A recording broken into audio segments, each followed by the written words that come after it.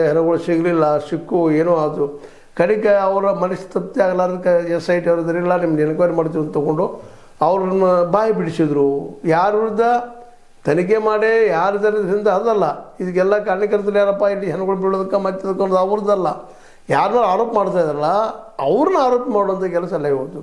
ಹಿಂಗೆ ಪ್ರತಿಯೊಂದರಲ್ಲಿ ಫ್ರಾಡ್ ಅದರಿಂದ ನಡೆದು ಅದು ಏನಾಗ್ತದೆ ನೋಡೋಣ. ಬಟ್ ಇಲ್ಲೇ ಜನಸಾಮಾನ್ಯರ ದುಡ್ಡನ್ನು ತೊಗೊಂಡು ಮತ್ತು ಇವರಿಗೆ ಉದ್ಧಾರ ಮಾಡೋದಂತ ಹೇಳುವಂಥ ಧರ್ಮಸ್ಥಳ ಸಂಕಟಗೊಂಡು ಇವತ್ತು ಒಂದು ರೀತಿ ಹಪ್ತಾ ವಸೂಲಿ ದಂಧೆ ಆಗಿ ಹೋಗ್ಬಿಟ್ಟದಲ್ಲ ಇದು ಅನ್ನುವಂಥದ್ದು. ಬಡ್ಡಿ ಸಾಕಷ್ಟು, ಫ್ಲ್ಯಾಟ್ ಇಂಟ್ರೆಸ್ಟ್ ತೊಗೊಳ್ಳೋದು, ಹೊಡ್ಕೊಳ್ಳೋದು, ಮತ್ತು ಉಳಿತಾಯ ಆಗಿದ್ದು ದುಡ್ಡು ಕೊಡುವಂಗಿಲ್ಲ. LICಗಳು ಆಗಿದ್ದು ಮೆಚೂರ್ ಆಗಿದ್ದು ಅವ್ರಿಗೆ ದುಡ್ಡಿಲ್ಲ.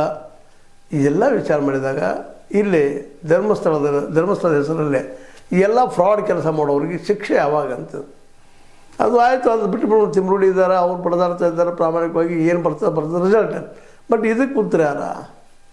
ಸಾಕಷ್ಟು ಇಲ್ಲೂ ಸಾವಿರಾರು ಕೋಟಿ ರೂಪಾಯಿ ವ್ಯವಹಾರ ಆಗ್ಯದ ಅಂತ ಅವ್ರು ಆರೋಪ ಮಾಡ್ತಾ ಇದ್ದಾರೆ. ಅದಕ್ಕೆ ಧರ್ಮಸ್ಥಳದವರು ಇವತ್ತು ಯಾರು ಕಂಪ್ನಿ ಮಾಡ್ಕೊಂಡಿದ್ದಾರೆ ಅಥವಾ ಸೊಸೈಟಿ ಮಾಡ್ಕೊಂಡಿದ್ದಾರೆ ಅವ್ರು ಇವತ್ತು ಜನರಿಗೆ ಉತ್ತರ ಕೊಡಬೇಕಾಗ್ಯದ. ವಸೂಲಿ ಮಾಡೋ ನೆಪದಲ್ಲಿ ಮಾಡುವಂಥದ್ದು ಇವೆಲ್ಲವೂ ಇವತ್ತು ಪ್ರತಿಯೊಂದಿನ ಪ್ರಶ್ನಾರ್ಹರಾಗಿಬಿಟ್ಟಿದ್ದಾವೆ ಇವತ್ತು.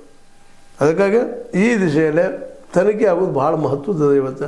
ಯಾಕಂದ್ರೆ ಎಲ್ಲ ಡಾಕ್ಯುಮೆಂಟ್ರಿ ಎವಿಡೆನ್ಸ್ ಇದ್ದಾವೆ, ಅವ್ರು ಕೊಡ್ತಾರೆ ಅಂತ ಹೇಳ್ತಾ ಇದ್ದಾರೆ, ಮಾಡ್ತಾ ಇದ್ದಾರೆ. ಅದರ ದಿಶೆಯಲ್ಲೇ ಹೋರಾಟ ಮಾಡುವವರು ಅಂತ ಅಂದ್ರೆ ಈ ಬಡ್ಡಿ ಆಡೋದು ಹಗದಾಗ್ಯದಪ್ಪ ಇದು. ಅದು ಎಷ್ಟು ಬಡ್ಡಿ ತೊಗೋತಾರೆ ಅವ್ರಿಗೆ